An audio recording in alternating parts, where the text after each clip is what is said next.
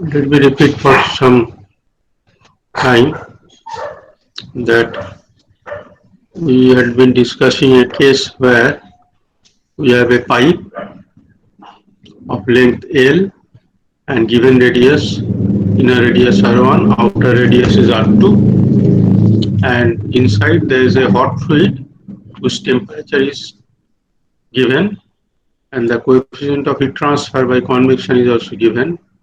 Similarly, there is an outside fluid which is a colder one, and its temperature and heat transfer coefficient are also given.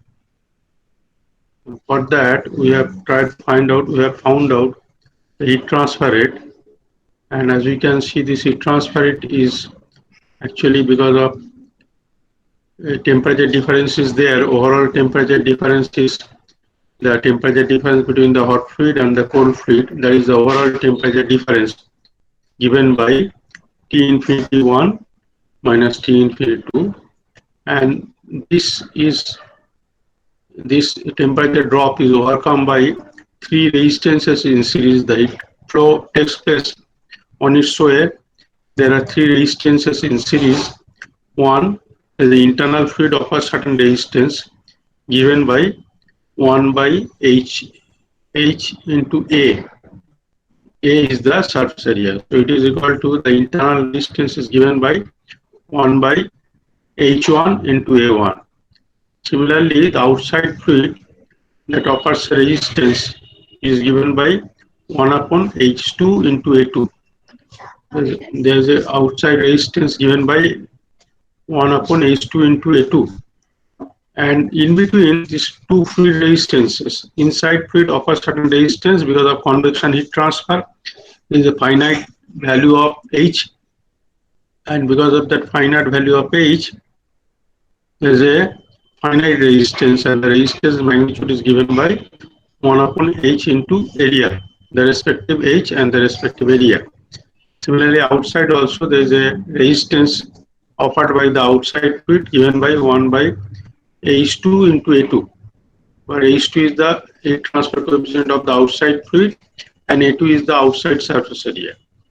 Now, as we can understand, the resistance, the convective resistance, it will be larger the smaller the value of H, and it will be approaching to 0 as H approaches to a very high value. The resistance, when it drops to 0, then what will happen? Then there will be no temperature drop over here. So in that case only, we can assume that the free steam temperature is also equal to the surface temperature. It is because the temperature drop between the free steam and the surface that vanishes when the resistance approaches to 0, and resistance approaches to 0 when the value of H approaches to infinity. So for a very large value of H, your resistance will be approaching to 0, and the temperature drop between the free steam and the surface temperature that will vanish. In that case, we can assume whatever the free steam temperature is also equal to the surface temperature, the wall temperature. Otherwise, there is always some uncertainty in finding out or in measuring the surface temperature. Rather, we can find out much easily what is the free steam temperature. Now, these three resistances, they act in series, and as a result, there is a total resistance. These resistances, they act in series given by the internal fluid resistance, the wall resistance, and the outside fluid resistance. Now here, this one thing is somewhat different from the plane wall case, is that the two surface areas, the internal surface area and the outside surface area, they are different because it has some curvature. So A1 is not equal to A2, but that is not the case in a plane wall. In the case of a plane wall, this A1 represents the area on the left hand side, A2 represents the area on the right hand side, and they are the same. For a plane wall, this left hand side area, right hand side area, if you take any cross section inside the thickness of the wall, everywhere the area is the same. But here, in the case of a curved surface like a pie or a sphere, the area goes on changing from the inside to the outside as well as through the thickness of the wall, because area is proportional to radius. So we have to consider the different areas for the inside and the outside, and this is the wall resistance given by 1 by 2 pi KL log of outside area by inside outside radius by inside radius. So, Now, sorry to interrupt. দেখতে পারবেন? hello, Bola. Someone is trying to join, so. Okay.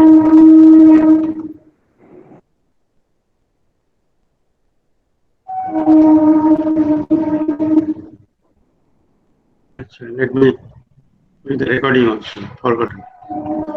Last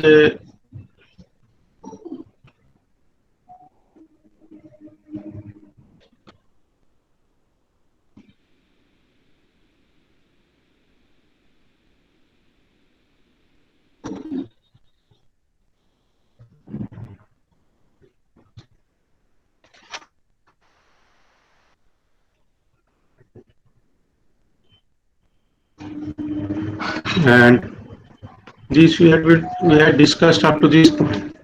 And the heat transfer rate is equal to the overall temperature difference divided by the overall temperature difference is T infinity 1 minus T infinity 2, the temperature of the hot fluid minus the temperature of the cold fluid divided by the total resistance, which is the sum of the internal resistance offered by the convecting fluid given by 1 by H into A of the internal surface is the wall resistance offered by the solid wall of the pipe, and there is a fluid resistance outside also given by 1 by H into A of the respective outside values. H2 is the heat transfer coefficient outside of the outside fluid, and A2 is the outside surface area. Similarly, H1 and A1 is the inner surface area, and H1 is the heat transfer coefficient at the inside fluid offered by the inside fluid. Now, so this is given by Q dot equal to delta T by R total. Sometimes what is done is that instead of expressing the resistance in the form of resistance, sometimes the reciprocal of that 1 upon R total is used in many industry, particularly the air conditioning industry. They use it in terms of the wall heat loss or the pipe heat loss. They use it in terms of, they express it in terms of not the resistance but the conductance. So what they do is that this, because ultimately this is 1 by R is the 1 by resistance equal to conductance. So they express this in terms of some factor known as overall heat transfer coefficient. U is called the overall heat transfer coefficient, and that is connected to area. Now, so we can express this in terms of U1 into A1 into this delta T. That U1 into A1 is nothing but the reciprocal of resistance. You can also express this in terms of U2 into A2 into delta T. Now, because A1 is not equal to A2, so naturally U1 should not be equal to U2. If A1 is, because A1 is smaller than A2, so U1 should be greater than U2. For the case of plane wall, it should be simply U into A, because you don't have so many areas like A1, A2, A3 like that. And accordingly, we have one single unique value of U. But in the case of a pi, either we have to consider everything in terms of the inner surface area, or we may consider everything in terms of the outer surface area, where this A1, the inner surface area, is given by 2 pi R1 into L, and outer surface area is given in terms of 2 pi Rho into L. And we can find out the values of U1 equal to, if we equate this thing, from there you can find out U1 should be equal to should be equal to 1 upon A1 into R total, or if you want to use the U value on the outside, it should be U2 is equal to 1 by A2 into R total. This is unique because the values of U should be such that when you multiply this U with the respective area, the values should be the same, because otherwise you cannot have two heat transfer values. So U1 A1 should be equal to U2 A2. From there, what you can find out, if you substitute this thing, U1 equal to 1 by A1 into R total. So what happens is that, and what is R total? What is R total? That is the summation of this thing. Okay. Okay, sir. From there, you can find out U1 should be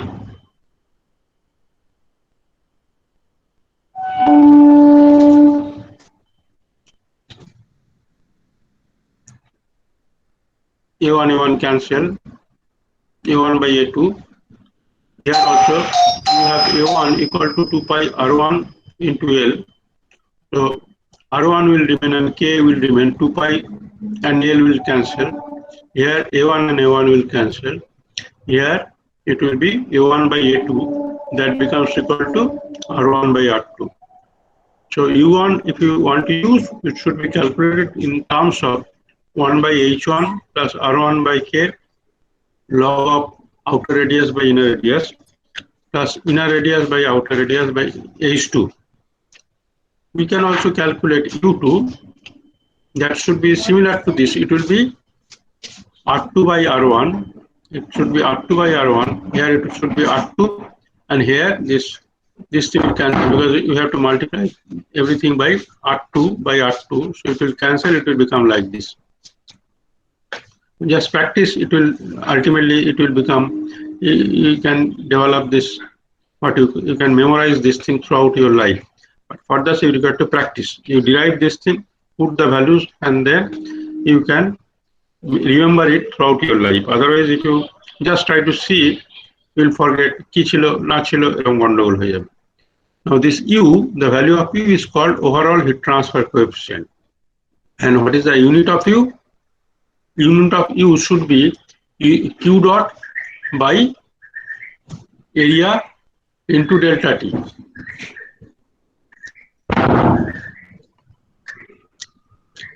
Q dot equal to UA delta T. So U should have a unit of Q dot by A into delta T. So the unit of U should be equal to watt per meter square per Kelvin temperature difference, or watt per meter square per degree centigrade temperature difference. This is called overall heat transfer coefficient, and this, many times we can get an approximate value of U for different given pair of fluids and for different situations. Maybe the fluid is moving because of forced convection, maybe the fluid is moving because of natural convection. Under different situations, the values of U may be given for pair of fluids.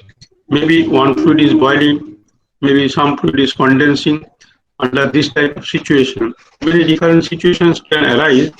You can get approximate values of U in tabular form in heat transfer handbooks. But as you can understand, the H values, U consists of H values, and it depends on your R1, R2 values also. Now, to be accurate, one should calculate the value of U in this form. Either U1, if you want to find out, it should be in this form, or if you want to find out U2, it should be in this form, which requires that you should know the value of H1, you should know the value of H2, you should know the value of R1, R2, and also the wall conductivity, the T wall conductivity.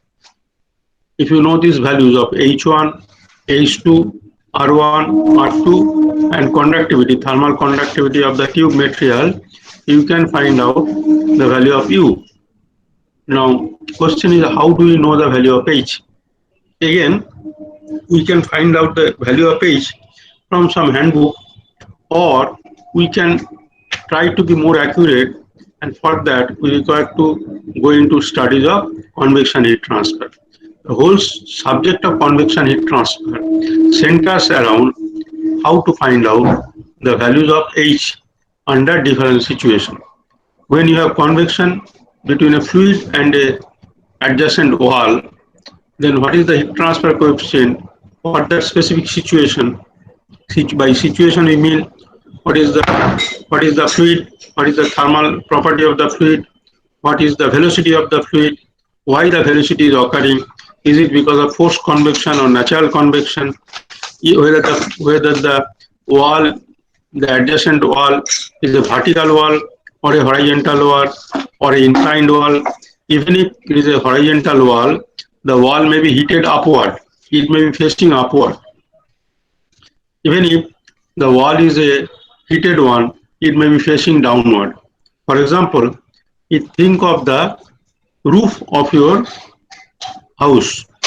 Any room has a roof, and that roof, suppose it is a top floor. Then what happens is that on the top floor, when the sun rays fall, then the bottom surface of that roof that receives the heat passing through the wall, and because of the heating, the air tends to become lighter. It will tend to attach to the bottom of the roof. It tries to move upward. It may not be so easy for the air to move upward. So there is a kind of a stratified air that is living just below the roof in the undersurface of the roof. But if you think of now that situation is called the heated below kind of thing. You have a heated surface which is looking downward with respect to the fluid. On the other hand, just 1 minute.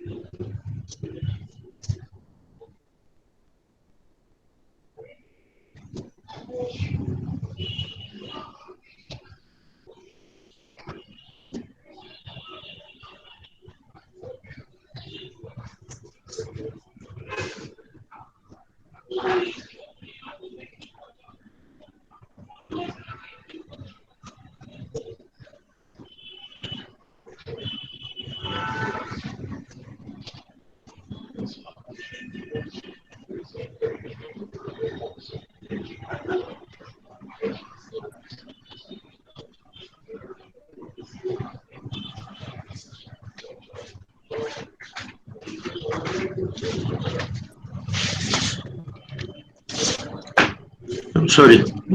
Now, when we have a roof that is heated from the top by incoming solar energy, if you look at the bottom surface, that is also heated, and the air in contact that tries to move upward, but because of the presence of the top roof wall, it cannot move so easily. So that is a situation where the air is somewhat stratified, the air is somewhat stagnant. It can move laterally slowly. So the value of H will be somewhat less. But if you think of the top surface of the roof, there that surface is also heated, and when the air comes in contact with the top surface, it becomes lighter in density and it moves upward. It can move upward much more freely. So that is a case of a heated wall looking upward, facing upward. So what will happen? There the value of H will be somewhat higher, much higher than the bottom surface of the same roof wall. Can you follow this thing? Hello? Yes, Yes, sir. sir. Yes, sir. Yes, sir. Yes. So, Sir, you have so the values of H will be different for different situation. It not only depends on the nature of the wall, it depends mostly on the nature of the fluid, it depends on the orientation of the surface, like as I said, if it is moving down, if it is looking downward or looking upward, the values of H will be different. And if it is inclined, then again the values will be different. If it is vertical, the value of H will be different. And if the velocity is slow, the value of H will be low. If the velocity is high, velocity of movement of the fluid is high, then the value of H will be high. So the calculation of H involves much more complex methodology. So to avoid this type of complexity, sometimes you have a fairly accurate solution, may not be extremely accurate. There are sometimes this HVAC engineers, the air conditioning engineers, they use an approximate value of U, because in any case, this H value will change over the day. This H value will change over the season.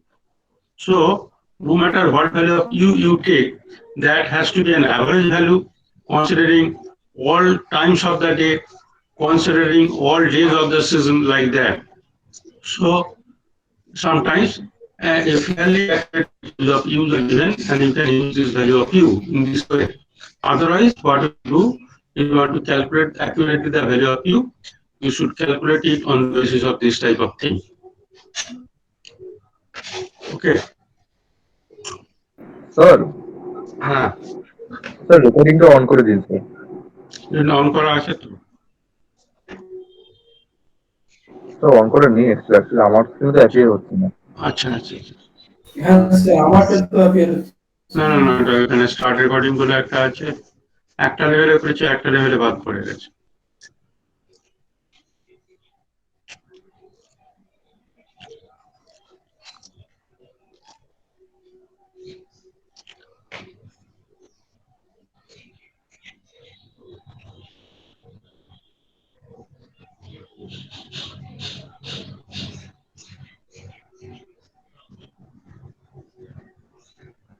ঠিক আছে,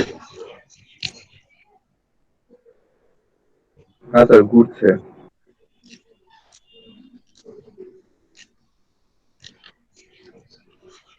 ঠিক আছে, এখন recording হচ্ছে? তো start হয়নি sir, এখন হচ্ছে বাফারিং হচ্ছে। হ্যাঁ দাঁড়ান।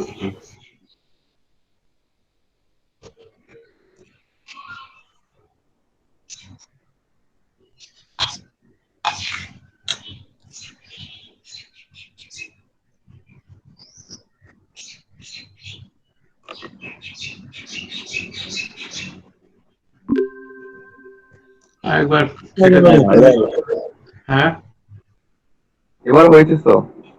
হয়েছে, এখানে তো ঘুরে যাচ্ছে দেখছি। হ্যাঁ হ্যাঁ, এবার আমাদের স্ক্রিনে অ্যাপিয়ার করছে স্যার। আপনি শুরু করুন স্যার। ঠিক আছে, আগের দিনও কি হয়েছে জানি না, আগের দিনে রেকর্ডিংটা হয়নি।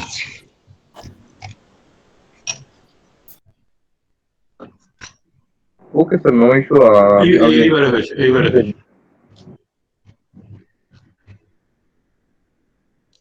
With this, we'd like to stop this discussion.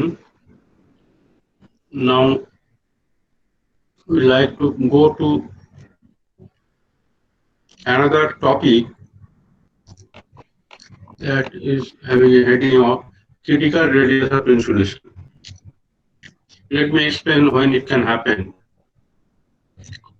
Suppose this is a electrical conductor, okay? Electrical conductor through which electrical current is passing through, and because of ohmic heating, the conductor surface is heated. Okay. This surface is heated to a temperature of Ts, and we want to provide some kind of a electrical insulation around this thing. This is the electrical conductor carrying current, and to avoid facing kind of a electrical shock, we provide some electrical insulation around that conductor. This is one situation where what will happen, because of this insulation layer, the whatever heat is generated over here, it will find difficulty to pass to the surrounding. In any case, when it is under steady state, whatever heat is generated, it will be always ultimately going to the surrounding. Now, to go to the surrounding, what will be necessary is that what is the overall temperature drop from Ts to T infinity. T infinity is the temperature of the free stream of the outside fluid, and this fluid is taking the heat through convection with a convection coefficient H. Now, when the heat flows from a temperature of Ts to T infinity, on its way, it encounters two resistances. One is the conductive resistance offered by this insulating layer, another is the convective resistance offered by this outside fluid. And what is the conductive resistance? That will be equal to 1 by 2 pi KL. If you remember just before we have discussed, the conductive resistance will be 1 upon 2 pi KL natural log of outer radius, that means this radius by this radius. Outer radius by inner radius. And what is the convective resistance? That is equal to 1 upon H into 2 pi this radius, 2 pi R into L, the length of the conductor. Now, so it has to overcome that thing, and ultimately the heat will flow at a rate given by Q dot, which will be equal to Ts minus T ambient whole divided by the total resistance offered by the insulation and the outside fluid. This is one situation. Another situation is, suppose it is a steam carrying pipe. It is a pipe that is carrying steam, and we want to ensure that minimum amount of heat is lost to the surrounding. It is a hot steam. This pipe is carrying a hot steam. In that case, we should want to provide the insulation from the viewpoint of minimizing the heat loss to the surrounding. So there can be two situations. The situation for the case of an electrical conductor, there we should like to provide this insulation only with the objective of preventing any electrical shock, but we should also try to ensure that whatever heat is generated, that can easily pass on to the surrounding without overheating this insulation. Ultimately, this heat will go to the surrounding, but to go to that surrounding, you require to have some value of Ts, T infinity into H into A. The heat transfer that will be passing from the inside to the outside, that we can express it as equal to Ts, where Ts is this surface temperature minus T infinity into H into outer surface area. Now, if we want to have certain amount of heat transfer, it must be heated up. It must be heated up to that temperature so that we can provide that rate of heat transfer. So this is one situation where you want to prevent the electrical shock, but you want that the heat is transferred easily into the surrounding. But for the case of a steam carrying pipe, we should want that minimum heat is transferred to the surrounding, because if there is too much of heat loss from a hot fluid, then there is too much of energy loss. So you should try to design the insulation from the viewpoint where the heat transfer is minimized. So depending on the objective, we may have to take care of different things. In the first case of electrical conductor, we should like to promote heat transfer, but in the case of a steam carrying pipe, insulation should be done with the objective to minimize the heat transfer.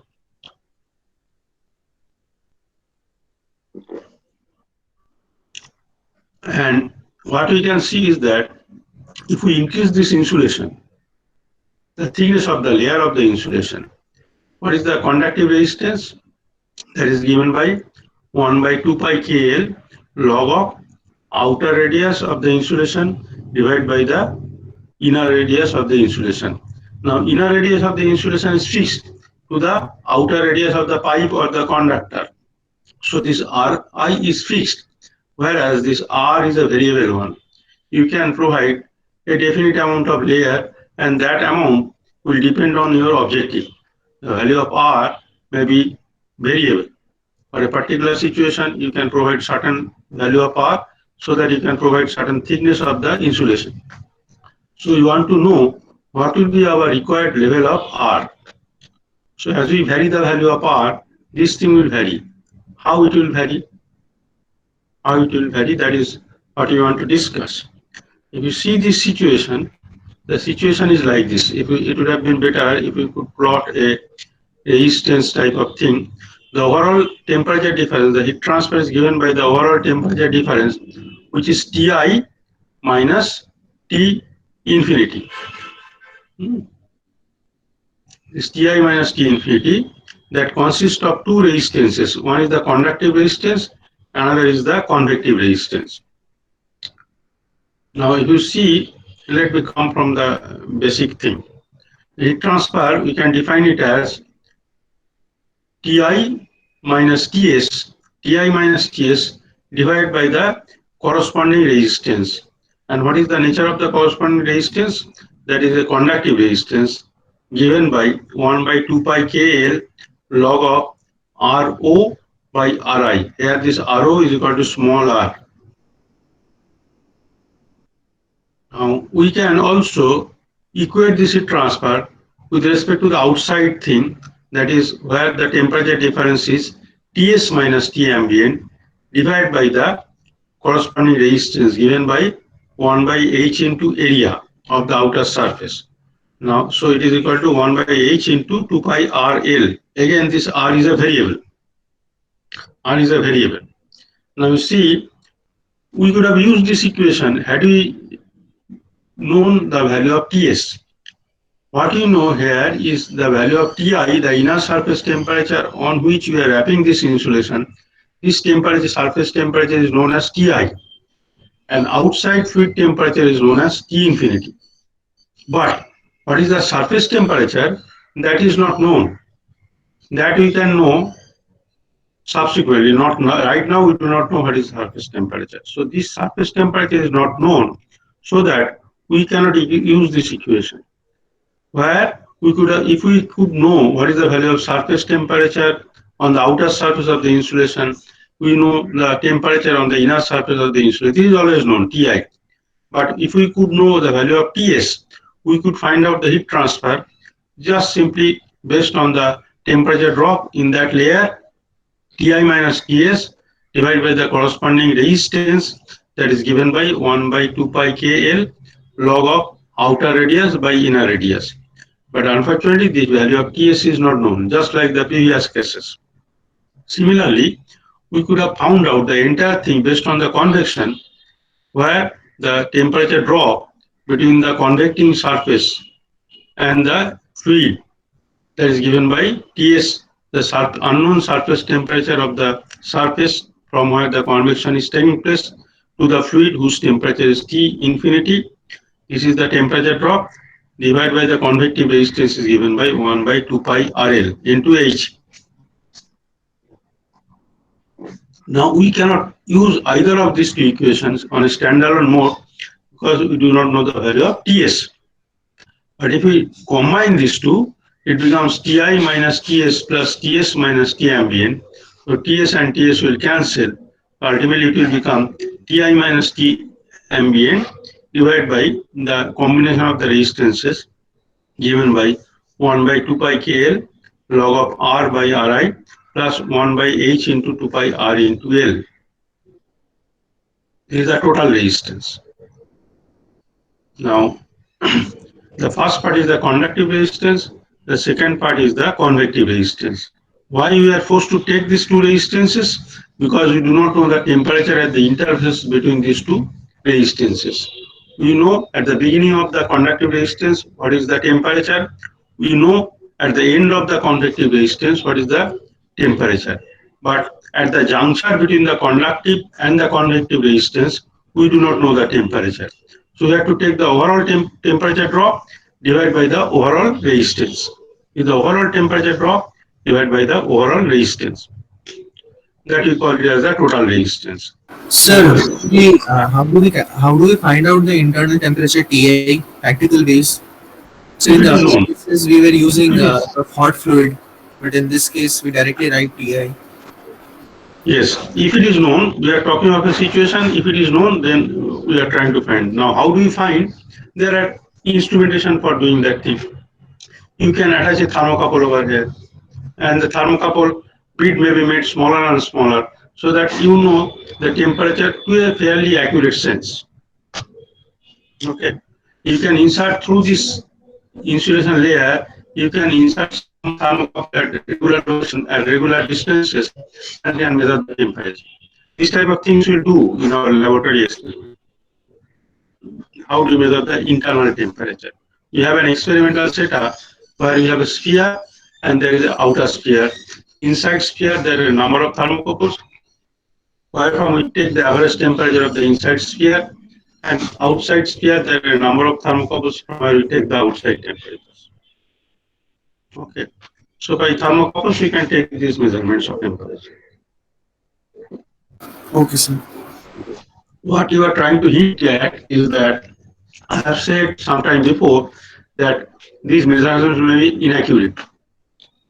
You see, all of engineering is about living with inaccuracy. What we are doing is never trying to be exact. We cannot do any calculation exactly. Why? Because first of all, we are dealing with numbers which are fractional in nature. We are not dealing with, mostly we are dealing with non-integral numbers. Because we are measuring certain things which do not come in form of integers. When you measure a temperature 100 degrees centigrade, there is never 100 degree. It is something like 100 plus or minus something. One thing by that we know that it is below 101 and it is above 99. When we talk of a temperature 100, we definitely know with the help of a device we are measuring where it shows a demarcation at 99, 100, 101. So when it is close to 100 degree, you tell it 100 degree. Away from 101 and away from 99, we call it 100. And the measurement that you do is inaccurate. Similarly, the value of K that we take from some reference or something, what they are doing is that they are measuring this thing. Again, these are inaccurate. So all the things that we deal with is inaccuracy. But we never feel nervous about that thing. Because we know that that inaccuracy is not going to harm us significantly. Rather, if we want to be more accurate, sometimes that more further accuracy may not be necessary. And when we unnecessarily chase towards more accuracy, we may have to spend more money. And engineering is more about doing things at a cheaper cost. So, economics is an integral part of any engineering activity. So you have to do things at a reasonably cheaper cost. That's why you have to adapt to means which are cheaper to achieve. Yet, without losing the required accuracy that our job requires. For example, when you go to a shop to buy maybe rice, do they measure to the tune of say maybe fraction of a millimeter? They do not measure. Milligram, they do not measure. But when you go to a gold shop, if you want to buy a jewelry, there the accuracy level is different. So depending on your requirement, the criticality of your requirement, you should be aware how much accuracy you require and whether the things that you are doing, they serve to that accuracy level or not. That is where we should be satisfied. We should not try to go beyond that thing because unnecessarily we'll be wasting our energy in terms of money. Wastage is money, ultimately wastage is money. So we cannot afford to waste that because we have to run a business or you have to run somebody's business. So it should be accurate within the requirement, okay, not beyond that. And whatever measurement we do, they are all inaccurate, but they are accurate to the extent that we should be, that should serve our purpose. With all calculation we make, there is a round of, there is a truncation error, round of error, inaccuracy in measurement. When you measure the radius, how do you measure? With some measuring device. They are not exact value, we are not measuring. Measurements are never exact. Countings are exact. You have to understand these two things. When you count something like the number of tables, chairs, number of windows in a room, that can be exact. But when we are measuring physical quantities, it is never exact. Like distance we measure, radius we measure, conductivity we measure, length we measure, temperature we measure, all these are inaccurate. And furthermore, based on those inaccurate values, we make some calculation division, multiplication, all those things. Again, there you have to leave out certain place after decimal. So it's full of inaccuracy, but that will serve our purpose. If it goes beyond our required capacity, accuracy level, then we should be careful. Okay. Now, if you see the nature of these two resistances, the conductive resistance, if we increase the value of R, what is R? The outer radius of the insulation. So if you want to provide more insulation, you have to increase the value of R. And when you increase the value of R, the conductive resistance, it increases. But if you look at the convective resistance, there is R appears at the denominator. So what will happen is that the larger the value of R, the smaller will be the convective resistance, because convective resistance is given by 1 by H into area. The larger the area, smaller is the resistance.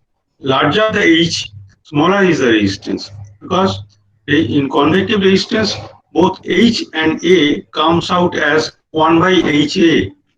So the larger the H, the smaller is the resistance. Larger the area, smaller is the resistance. And for a cylindrical geometry or spherical geometry, the larger the radius, the larger will be the area and smaller will be the resistance. So what we see is that it is not that if you increase the radius, the resistance will be increasing monotonically. Yes, the conductive resistance will increase because it is proportional to the log of R, and the convective resistance will decrease because it is inversely proportional to R. So what we will see is that at different value of R, here on x-axis it is plotted as R minus Ri, that gives us the thickness of the insulation layer. R minus Ri is the thickness of the insulation layer, and this thickness can be 0 when there is no insulation. And as you go on increasing the value of R, meaning that you are providing more thickness of insulation, as you increase the value of R minus Ri, so this is the thickness of insulation is 6 mm, 10 mm, 20 mm, 30 mm, like that. As you increase the value of R, so what will happen? Your conductive resistance will increase logarithmically, and the slope of this will decrease. Why this will decrease? Because if you take the differentiation of this with respect to R, ddr of R conductive, it will be proportional to 1 by R. So the slope will be decreasing. As you increase the value of R, the radius, your slope of this increment will decrease. So initially it will increase rapidly and then it will increase slowly.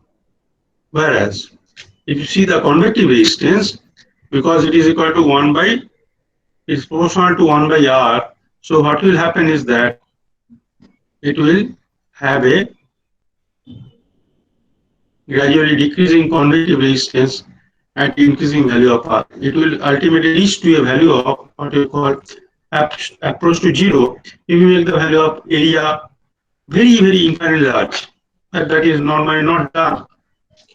So what we see is that it is a very interesting phenomenon that if you increase the outer radius of this insulation, the conductive resistance will definitely increase. But the convective resistance offered by the outside field, that is equal to 1 by H into A. So if you provide more surface area, then what you are doing is that you are decreasing the convective resistance. So your convective resistance will decrease. And what is your total resistance? There is a summation of R conductive plus R convective. So the total resistance will be something like this. At this value of 0 thickness, your total resistance will be equal to the convective resistance only, because there is no conductive resistance at no thickness of insulation. But as you provide more and more insulation, ultimately what will happen is that because this is approaching to 0, the convective resistance is approaching to 0, so the total resistance will be approaching to the conductive resistance. So what we see is that initially, because convective resistance is decreasing as per 1 by R and this is increasing, so initially there may be a zone where you will have a decreased value of total, and then from this point onward, your R total will go on increasing along with the R conductive, because below certain value, this conductive resistance approaches to zero. So effectively, your total resistance will be occurred due to the conductive resistance only, where the conductive resistance starts becoming more and more negligible. Now, this is the picture about the R total. Now, if you think of the Q dot, then what will happen? The picture of the variation of Q dot versus R minus I will be just the inverse of this thing. So, in the region where the R total is decreasing, what is Q dot? Q dot equal to this Ti minus T infinity, where Ti is fixed. For a given situation where Ti is fixed and where T infinity is fixed, so this is fixed divided by a R total that changes with R. What you see is that the R total changes with R. So what will happen is that initially, if you see in this region, the R total is decreasing. In that region, the Q dot value will be increasing. And beyond this point, where we will have the maximum Q dot, beyond this point, what will happen? As R total increases, your Q dot will start decreasing.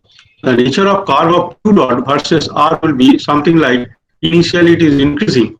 As you are providing more insulation, the Q dot value is increasing. This is apparently surprising. But beyond this value, what will happen? Q dot will start to fall as you go on providing more insulation. The more total resistance will grow. So more, the less will be the heat transfer rate. Heat transfer rate will start decreasing like this, unchecked. But here, what will happen? Initially, there is a region where if you provide more insulation, there will be more amount of heat transfer, and then it will start to decrease. So there is a particular radius at which the total is minimum and the Q dot will be maximum. Now this radius at which R total is minimum and Q dot is maximum, that particular radius is called the critical radius of insulation. And the corresponding thickness of the insulation is called critical thickness of insulation. So here it is shown that in this particular example that they have taken, the values will depend on what is the value of H, what is the value of K, what is the value of Ri, what is the value of L will cancel out. You can take this R total per unit length or for a particular length. Now what you see is that there is a plotting taken on the basis of certain value of K, capital L, maybe Ri, all these things, value of H. Now all this based on certain fixed value of K, H, Ri, they have made some graphical representation. And this will be different if you take a different value of K, different value of H, different value of Ri. Now but the nature will be the similar one. Now what they have tried to show is that in this case, this is the thickness of the insulation given as 6 mm, that represents the critical thickness of insulation, where you get the minimum resistance, total resistance to heat flow, minimum total thermal resistance, and corresponding to which you can get the maximum value of your heat transfer rate. Now let us try to find out what can be that value. How to find out? The method is very simple, that how to find out the radius at which this will be minimum, R total will be minimum, there this Q dot will be maximum. So how do we do is that just by taking a first derivative, setting it to 0. If we take a first derivative of the total resistance, set it to 0, from there we can find out a radius at which you can take a derivative of this in the conductive part, the convective part. It will be derivative of this will be 1 upon R. Derivative of this will lead to minus 1 by R square equal to 0. Thus 2 pi L will cancel out. So R will have a value of K by H, which we call it as the R critical. At this R is equal to K by H, this can be either a radius where either total resistance is minimum or maximum. We are not sure. It is a point of extrema. At this radius, the R total will be either minimum or maximum. We have to make sure whether it is minimum or maximum. How do you do? You take a double derivative of this thing, d2 dr square of R total, and that particular R equal to P by H. And what you see here is that it is positive. The second derivative is greater than 0, indicating that at this radius, the R total is minimum. Okay. Now this R total value, the critical value given by K by H. First of all, dimensionally you can check what is the unit of K, watt per meter Kelvin. Here it is watt per meter square Kelvin. So watt and Kelvin will cancel, it will be meter. This is watt per meter Kelvin, this is watt per meter square Kelvin. So it will be having a dimension of meter. At least that way it is okay. And now you have your class, next class at 11, or some gap is there. So there is some gap. আধ ঘন্টার gap না? হ্যাঁ? And Okay, I'll finish within 5 minutes more. Now, do I have to go through this step? It is not necessary. You just find out this R equal to K by H. That's called the critical radius, where it can be the R total is maximum or minimum. To ensure that it is minimum or maximum, we take the double derivative. From there, we see that it is H square by K cube, and H is a positive quantity, K is a positive quantity. So as a whole, this is a positive quantity, indicating that at this R equal to K by H, the total resistance is minimum. The question is, this is somewhat a kind of a theoretical discussion at the end, because of the fact that in normal situation, what will happen? The insulation value that we provide,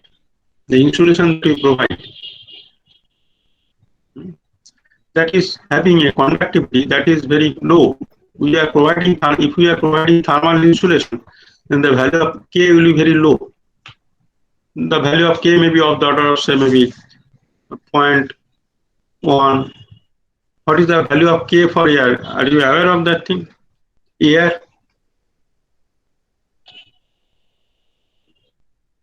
Anybody? Try to remember this. Hello? Sir, can you repeat the question?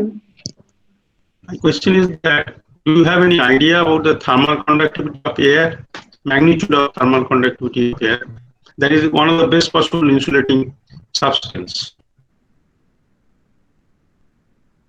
It is not usual for you to know, but you henceforth you try to remember these values to certain gross extent, the order of magnitude type of thing. Conductivity of copper, this will be of the order of 300 plus type of thing. Between 300 to 400, around 370 or something like that, copper. Whereas the conductivity of air is of the order of 0.024 watt per meter Kelvin. So you can imagine the minimum, the low value of conductivity of air. But you cannot provide air as an insulating material. Normally what you see is that as an insulating material, what you use is maybe glass wool, maybe asbestos, these type of things. Now, asbestos powder. Now, if you use asbestos as a block, solid block, and on the other hand, if you use asbestos as a loose powder, which has a lot of porosity inside, if you use asbestos powder as a loose powder, not a very compacted powder, then if you have a loose lump of loose amount of asbestos powder, it will have a lot of porosity. Within this porosity, you'll have a lot of air pockets, and those airs will be adding to the insulating property of asbestos. Asbestos as such is very good insulator, but on top of that, if it is a porous material consisting of a lot of pores inside that, there can be a lot of air pores.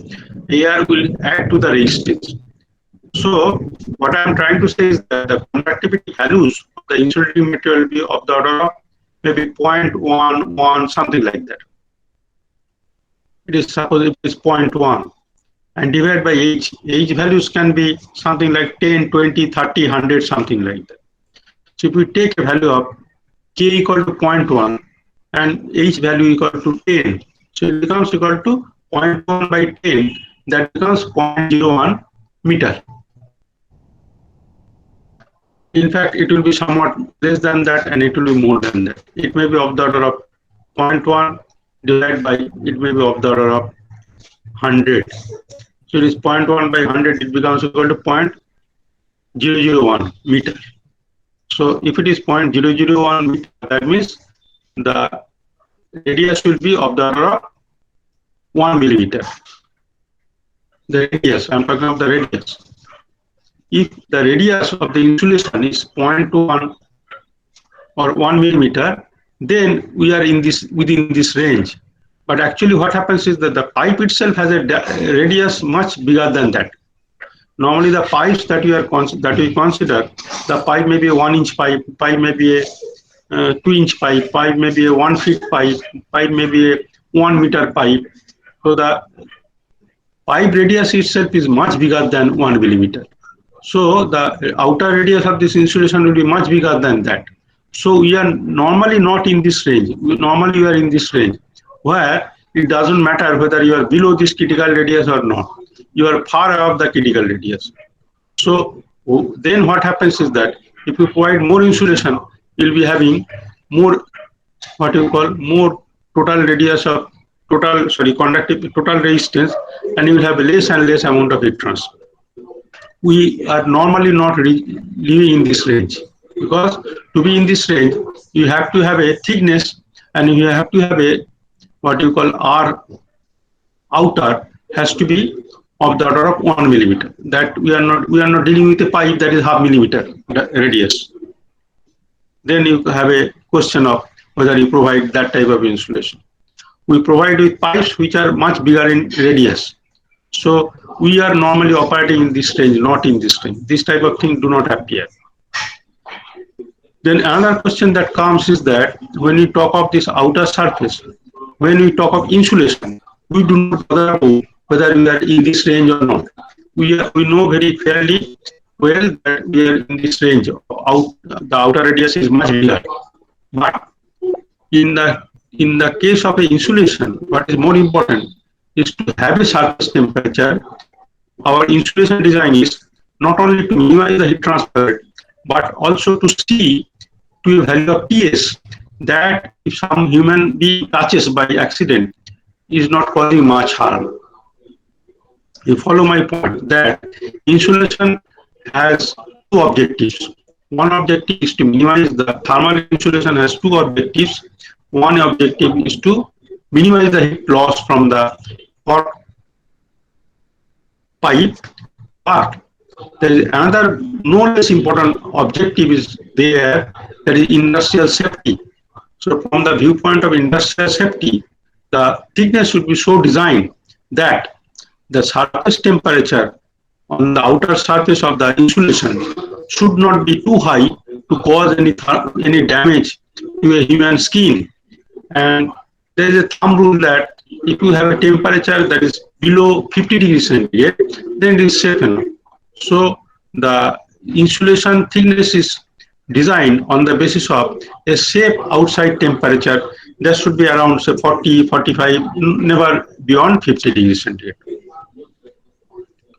So this is what I'd like to say about this thing, and let me make a roll call and then you can leave. Roll 50. Bishop. রেকর্ডিংটা বন্ধ করে দিন। Recording. Thank you. Sir, I had a question, sir.